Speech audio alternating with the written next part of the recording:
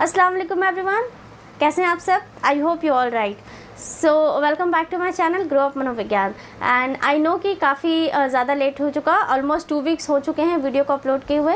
पीछे 2 रीज़न था। पहला तो ये कि मेरे PhD के कोर्स वर्क स्टार्ट हो चुके हैं, और दूसरा ये कि अभी 4-5 वीडियो में मैंने सिर्फ साइकोलॉजी के बेसिक्स को ही बताया। हम अगर किसी सब्जेक्ट को पढ़ रहे हैं तो उसके बारे में ऑल ओवर जानना ज़रूरी है कि वो है क्या, इसको पढ़ने से क्या फ़ायदा हो सकता है, इन फ्यूचर इसमें क्या आपका करियर बन सकता है। तो शायद इसलिए जस्ट लाइक इसको ऐसा मतलब थ्योरी की तरह समझाना या बताना, या जस्ट आप इसको कहानी की तरह भी समझ सकते हैं कि हाँ सिर्फ एक चीज़ बताना कि ये है क्या। लेकिन इससे तो काम चलेगा नहीं, क्योंकि हमें साइकोलॉजी के बहुत सारे थ्योरीज हैं जिनको कंप्लीट करना है, क्योंकि क्वेश्चन वहीं से आते हैं। मेरा इस तरह से साइकोलॉजी को जस्ट लेम लैंग्वेज में बताने का एक मोटिव सिर्फ इतना था कि जब हम इंटर में थे या फिर हमने जब फर्स्ट टाइम साइकोलॉजी सब्जेक्ट से इंटरेक्शन किया था तो हमारा एक्सपीरियंस काफ़ी ज़्यादा ख़राब था, बहुत ज़्यादा बैड एक्सपीरियंस था। क्योंकि जो टीचर्स थे वो उनके लिए भी नया था सब्जेक्ट और हमारे लिए भी नया था। तो इसको पढ़ना कैसे है और क्यों पढ़ना है, हमें यही समझने में 2 साल लग गए। उसके बाद ग्रेजुएशन में आते आते फिर पता चला कि साइकोलॉजी क्या है और इसमें कैसे करियर ऑप्शन हो सकते हैं। तो फिर धीरे धीरे हमने उसमें थोड़ा इंटरेस्ट लिया और उसी से फिर मास्टर किया और फिर अभी PhD। तो ये जो एक थोड़ा सा डिफरेंस आ जाता है, गैप आ जाता है अंडरस्टैंडिंग में, उसको फिल करने के लिए मैंने थोड़ा सा साइकोलॉजी को बेसिक टर्म में या फिर एक बिल्कुल आम भाषा में समझाने की कोशिश की थी कि साइकोलॉजी की जितनी थ्योरीज़ हैं उनको कंप्लीट करेंगे, जो काफ़ी सारे सेक्शंस में बटे हुए हैं। कॉग्निटिव साइकोलॉजी या फिर सोशल साइकोलॉजी या फिर अबनॉर्मल साइकोलॉजी और रिसर्च साइकोलॉजी। तो हम कॉग्निटिव साइकोलॉजी से स्टार्ट करेंगे, उसके अंदर जितने कॉन्सेप्ट हैं, जितनी थ्योरीज़ है उसकी, जितने उसके यूनिट्स हैं, चैप्टर्स हैं, उसको कंप्लीट करेंगे।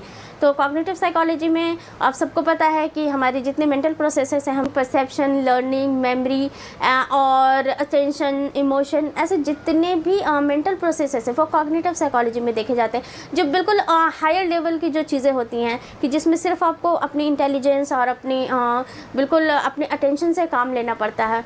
तो कॉग्निटिव साइकोलॉजी में फर्स्ट चैप्टर हमारा इंटेलिजेंस रहेगा, जिसको हम स्टार्ट करेंगे। एक नज़र क्वेश्चन पे डालना भी ज़रूरी है कि एक्चुअली में क्वेश्चंस किस तरह के आते हैं। बहुत सारे बच्चों को तो यही कन्फ्यूज़न रहता है कि जैसे हिस्ट्री में डायरेक्ट क्वेश्चन पूछा जाता है, पॉलिटी में डायरेक्ट क्वेश्चन पूछा जाता है, हो सकता है साइकोलॉजी में भी डायरेक्ट क्वेश्चन आता हो। लेकिन बिलीव मी गाइस, ऐसा नहीं है, क्योंकि साइकोलॉजी में डायरेक्ट क्वेश्चन आते ही नहीं हैं। हमने एक्सपीरियंस किया है, हमने एग्ज़ाम दिया है, तो वी हैव बेटर एक्सपीरियंस कि साइकोलॉजी में क्वेश्चन किस तरह से पूछे जाते हैं। तो चलिए कुछ क्वेश्चंस को एक बार देख लेते हैं पहले, उसके बाद हम नेक्स्ट वीडियो से अपनी इंटेलिजेंस की थ्योरी को स्टार्ट करेंगे और उसमें जितने भी थ्योरी दी हैं, जितने साइकोलॉजिस्ट ने इंटेलिजेंस से रिलेटेड, हम उन सभी को कंप्लीट करेंगे। तो पहले कुछ क्वेश्चन को देख लेते हैं। तो चलिए स्टार्ट करते हैं क्वेश्चन नंबर 1 से। तो पहला क्वेश्चन है कि we sometimes attempt to solve problems by applying the techniques that worked in similar situation in the past, What type of method are we using? तो इसमें सिंपल सा क्वेश्चन ये पूछ रहा है कि हम कभी कभी अपने प्रॉब्लम जो होते हैं उनको सॉल्व करने के लिए पिछले वाले जो हमारे एक्सपीरियंस होते हैं उनको यूज़ करके, उस टेक्निक को यूज़ करके उस प्रॉब्लम को सॉल्व करते हैं। तो उस कॉन्सेप्ट को क्या कहा जाता है? Trial and error, analogy, algorithm और ह्यूरिस्टिक। तो इसका आंसर है एनालॉजी, क्योंकि ट्रायल एंड एरर हम सबको पता है कि जब हम कोई नई चीज़ सीखते हैं तो हम बहुत सारे ट्रायल्स लेते हैं, तो उसमें काफ़ी सारे एरर्स आते हैं, तो हम उन गलतियों को दूर करते हैं और फिर कुछ नया सीखते हैं। और जब भी हम कुछ नया करने की कोशिश करते हैं तो हम ट्रायल एंड एरर की जो एक मतलब एक जो रूल है ये चलते रहता है हमारे कुछ नया सीखने में। ये जो कॉन्सेप्ट है ये लर्निंग में बहुत ज़्यादा यूज़ होता है। दूसरा है एल्गोरिथम। एल्गोरिथम में एक सिस्टम में किसी भी प्रॉब्लम को सॉल्व किया जाता है, लाइक एक के बाद एक प्रोसेस होते हैं, ठीक है, एक क्रम में, मतलब कि पहले ये, उसके बाद ये, फिर उसके बाद ये, एक सिस्टम में जो किसी प्रॉब्लम को सॉल्व किया जाता है उसको एल्गोरिथम कहते हैं। मान लें अगर आपको किसी को फ़ोन करना है तो सबसे पहले आपको एक मोबाइल की ज़रूरत होगी, उसके बाद आप उसका नंबर डायल करेंगे, देन रिंग होगा, अगर उसने कॉल रिसीव किया तो उस बंदे से आपकी बात होती है और फिर उसके बाद वहाँ पर प्रोसेस ख़त्म हो जाता है। अगेन आपको अगर किसी को कॉल करना है तो फिर आप मोबाइल लेंगे, उसके बाद उसका नंबर डायल करेंगे, रिंग होगा, फिर वो कॉल रिसीव करेगा, तभी बात होगी। तो ये चीज़ें एक प्रोसेस में चलती हैं। आपको जब भी किसी को फ़ोन करना होगा आपको मोबाइल की ज़रूरत पड़ेगी ही और नंबर डायल करना ही होगा, बिना नंबर डायल किए नहीं हो सकता। तो ये जो चीज़ें हैं ये पहले से फिक्स हैं और एक प्रोसेस में है जिसको फॉलो करना है एक के बाद एक, उसके बाद फिर आप अपने प्रॉब्लम को सॉल्व कर सकते हैं कि है। तो ये जो है एनालॉजी एक ऐसा कॉन्सेप्ट है जिसमें हम अपने प्रीवियस एक्सपीरियंस जो होती है उसको यूज़ करके अपने प्रॉब्लम प्रॉब्लम को सॉल्व करते हैं कि अगर हमने किसी क्वेश्चन को किसी एक तरीके से सॉल्व किया और हमें लग रहा है कि ये क्वेश्चन तो बिल्कुल वैसा ही है, सेम है उसी की तरह, तो फिर हम वही मतलब कॉन्सेप्ट अप्लाई करते हैं और उस प्रॉब्लम को सॉल्व करते हैं। आपने एनालॉजी के बहुत सारे क्वेश्चन सॉल्व किए होंगे कॉम्पिटिटिव एग्जाम्स में, जैसे कि एक तरफ दिया होता है काऊ, देन उसके अपोजिट साइड में दिया रहेगा मिल्क, उसके बाद मतलब फिर दूसरी तरफ दिया रहता है हनी बी और उसका रहेगा मतलब वहाँ पर डैश रहता है जिसमें आपको ऑप्शंस में से सिलेक्ट करके फिल करना होता है। तो हनी बी में आप क्या फिल कर सकते हैं, लाइक आप यहाँ पर अंडरस्टैंड कर सकते हैं कि अगर काऊ मिल्क देती है देन हनी बी आपको क्या देगी, हनी।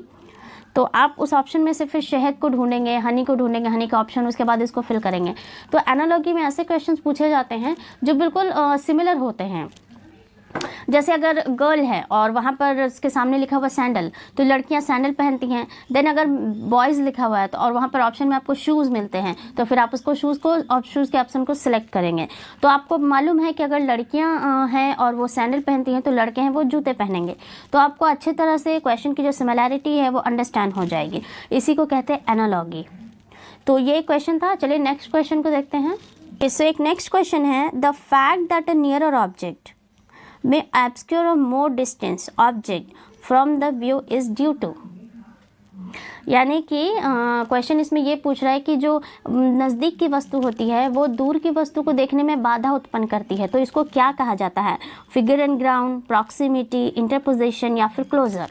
तो इसका आंसर होगा इंटरपोजिशन, क्योंकि फिगर एंड ग्राउंड में हमने पढ़ा है गेस्टाल्ट की थ्योरी में कि जो आकार और पृष्ठभूमि होती है, अगर आकार जो होता है वो काफ़ी ज़्यादा उभरा हुआ होता है या फिर वो बहुत ज़्यादा डार्कन होता है तो हम उसको पहले परसीव कर लेते हैं और जो चीज़ें बचती हैं फिर वो आपका ग्राउंड बन जाता है या फिर पृष्ठभूमि उसकी कहलाती है। लेकिन इसमें भी एक देखने का नज़रिया ये होता है कि कोई पर्सन किसी के लिए अगर वो पृष्ठभूमि है तो हो सकता है दूसरे पर्सन के लिए वो आकृति का काम करे, और किसी के लिए अगर वो आकृति है तो दूसरे पर्सन के लिए वो पृष्ठभूमि का काम करे, क्योंकि जो चीज़ें ज़्यादा डार्क होती हैं वो आपको आकृति की तरह दिखती हैं। लेकिन अगर सामने वाले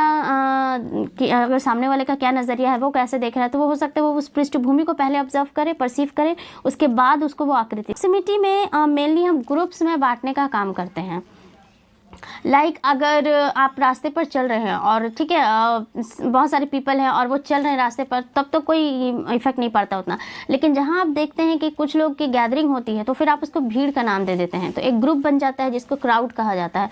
तो प्रॉक्सिमिटी में हम मेनली ग्रुप्स में बांटने लगते हैं चीज़ों को। अगर कोई चीज़ आपस में बिल्कुल जुड़ी हुई सी दिखाई देती है तो उसका एक ग्रुप बन जाता है और वो फिर दूसरे ग्रुप से अलग हो जाता है, फिर उसका एक ग्रुप बन जाता है। तो चीज़ों को ग्रुप में बांटना is a proximity. Then interposition, इसमें ये होता है कि जो वस्तु दूर रखी होती है, कोई अगर वस्तु है, कोई अगर चीज़ है, कोई अगर सामान है वो दूर रखा हुआ है और कोई एक दूसरी वस्तु है जो हमारे नज़दीक है, तो नज़दीक वाली वस्तु उस दूर वाली वस्तु को ढक लेती है और फिर हमें उसका वो आधा फिगर दिखता है, लेकिन हमें नज़दीक वाली वस्तु का पूरा कंप्लीट फिगर दिखता है।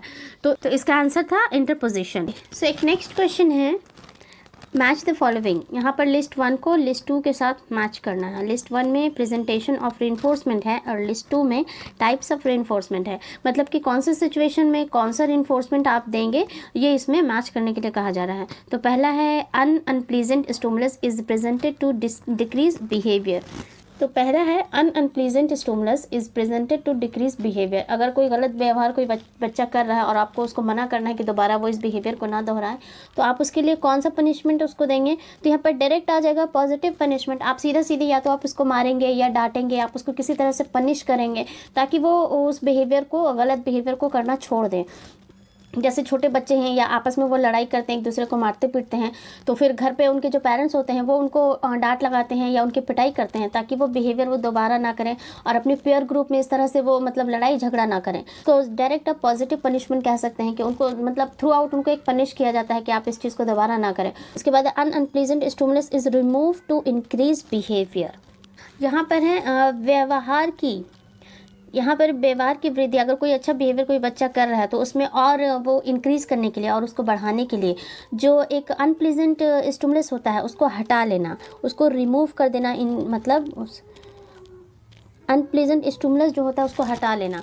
अगर कोई बच्चा किसी कमरे में पढ़ाई कर रहा है और उसको काफ़ी ज़्यादा पंखे की आवाज़ डिस्टर्ब कर रही है, या फिर लाइट नहीं है और वो गर्मी में पढ़ रहा है या अंधेरे में पढ़ रहा है, तो वो उसको वहाँ पर लाइट की सुविधा देना या फिर उस पंखे को ठीक करना ताकि वो अच्छे से पढ़ता रहे। तो इसके लिए उसको नेगेटिव रीइंफोर्समेंट मिला, क्योंकि नेगेटिव रीइंफोर्समेंट कहने का मतलब यहाँ पर नेगेटिव से मतलब ये नहीं है कि डांट या पनिशमेंट। यहाँ पर नेगेटिव रीइंफोर्समेंट इसलिए क्योंकि वहाँ पर उस नेगेटिव चीज़ को हटाया गया, उसको रीइंफोर्स किया गया, उस पंखे की आवाज़ को ठीक किया गया, या फिर लाइट नहीं थी तो लाइट वहाँ पर सुविधा दी गई ताकि बच्चे अच्छे से पढ़ सके और उसकी स्टडीज़ में उसका मन लगे, उसका और ज़्यादा वो अच्छा अपने टीचिंग लाइन में करे। तो इसके लिए उसको नेगेटिवली रीइंफोर्स किया गया, इसमें नेगेटिव रीइंफोर्समेंट इसको कहा जाता है। उसके बाद है a pleasant stimulus is presented to increase behaviour. यहाँ पर डायरेक्ट पूछ रहा है कि अच्छे व्यवहार को करने के लिए और बढ़ाने के लिए आप उसको एक अच्छा स्टिमुलस देंगे। इसमें जो बच्चे होते हैं अगर वो एग्ज़ाम में अच्छा करते हैं या फिर किसी क्लास टेस्ट में या रूटीन टेस्ट में अगर वो अच्छा करते हैं तो टीचर उनको रिवॉर्ड देते हैं, टॉफ़ी, पेन, एनीथिंग, कुछ भी हो सकता है जो उस बच्चे को रेनफोर्स करे और अच्छा करने के लिए और बेहतर करने के लिए, ताकि उससे आसपास के जो बच्चे हैं वो भी कुछ सीखें और देखें और वो भी अच्छा करें। तो इसके लिए पॉजिटिवली उसको रेनफोर्स किया जाता है। तो इसको पॉजिटिव डायरेक्ट आप पॉजिटिव रेनफोर्समेंट में ले सकते हैं, क्योंकि उसको डायरेक्टली पॉजिटिव रेनफोर्स किया गया, उसको चॉकलेट के थ्रू या फिर उसको आपने किसी तरह का रिवॉर्ड दिया या उसकी तारीफ़ की, तो एक तरह से उसको पॉजिटिवली वो रेनफोर्स करेगा कि वो क्लास में और अच्छा करे और बेहतर करे और पढ़ाई में वो अपना मन लगाए, काफ़ी अच्छे से पढ़े और उसको देख करके बाकी बच्चे भी रेनफोर्स हो के हमें भी अच्छा करना है ताकि टीचर हमें भी रिवॉर्ड दें। उसके बाद है a pleasant stimulus is remove to decrease behaviour. यहाँ पर है a pleasant stimulus is remove to decrease behaviour. अगर कोई बच्चा कोई गलत व्यवहार करता है तो उसकी जो सबसे प्रिय जो वस्तु है उसकी, लाइक अगर उसको टीवी देखना पसंद है और तो आप डायरेक्ट उससे आप रिमोट ले सकते हैं, आप टीवी बंद कर सकते हैं कि जब तक तुम ये काम नहीं करोगे। बच्चा है वो होमवर्क नहीं करना चाहता और मम्मी चाहती हैं, हर माँ बाप यही चाहते हैं कि उनके बच्चे कंप्लीट करें, स्कूल का होमवर्क हो चाहे ट्यूशन का होमवर्क हो, और वो बच्चा नहीं करता, तो उसके लिए उसकी जो मतलब एक तरह से उसको ऐसा रिइंफोर्स करना कि उसकी जो सबसे उसको पसंद है जो चीज़ें, लाइक अगर उसको टीवी देखना पसंद है, उसको क्रिकेट खेलना पसंद है, तो उसको उस चीज़ से रोक देना, तो इसको नेगेटिव पनिशमेंट कहा जाता है। मतलब कि आप डायरेक्ट उसको उसकी अच्छी चीज़ों से उसको दूर कर देते हैं। अगर वो टीवी देखना पसंद करता है आप टीवी बंद कर देंगे कि जब तक वो होमवर्क कंप्लीट ना करे आप उसको टीवी नहीं देखने देंगे। तो इसको नेगेटिव उसको पनिशमेंट मिला एक तरह से, और डायरेक्ट उसके लिए वो नेगेटिव पनिशमेंट का काम करेगा क्योंकि वो चीज़ें उसको अच्छी नहीं लगेंगी। अगर आप टीवी बंद कर देंगे, आप उसको क्रिकेट खेलने से मना करेंगे, आप उसको अपने पेयर ग्रुप में खेलने के लिए मना कर देंगे, तो उसके लिए वो नेगेटिव होगा, नेगेटिव पनिशमेंट होगा। इसलिए इसमें नेगेटिव पनिशमेंट का ऑप्शन करेक्ट होगा। तो इसका ऑप्शन होगा डी। इसमें पूछ रहा है कि short term memory is capable of holding approximately how many items unrelated information. यहाँ पर पूछ रहे हैं कि आप शॉर्ट टर्म जो मेमोरी होती है उसमें ज़्यादा से ज़्यादा कितने इन्फॉर्मेशंस को जो बिल्कुल के अनरिलेटेड होते हैं आप उसको, वो ऐसा कोई ख़ास नहीं कि आपको उसको मेमोराइज़ करना पड़ेगा या फिर लर्न करना पड़ेगा, वो डायरेक्ट आप आसपास की चीज़ों को देखते हैं थ्रू आउट और देख करके आप अपनी मेमोरी में कुछ सेकेंड्स के लिए स्टोर करते हैं। तो कितनी चीज़ें हैं जिनको आप स्टोर कर सकते हैं शॉर्ट टर्म मेमोरी में, आप एक बार में कितने इन्फॉर्मेशन को कलेक्ट कर सकते हैं। हम लाइक मतलब कि हमारे आसपास की जो चीज़ें हैं हम उनको देखते हैं तो कितना जो परसीव करते हैं हम, तो कितनी चीज़ें हम अपने माइंड में स्टोर करके रख सकते हैं। शॉर्ट टर्म मेमोरी में हम 2-3 सेकंड के लिए चीज़ों को स्टोर कर पाते हैं। तो उनकी जो नंबर्स हैं कि कितने आइटम्स को आपने रिमेंबर किया या फिर रिकॉग्नाइज़ किया या फिर मेमोरी में उसको थोड़ी देर के लिए स्टोर किया। तो पहला है 1, 2 और 4, 5 to 9 एंड 10 to 12।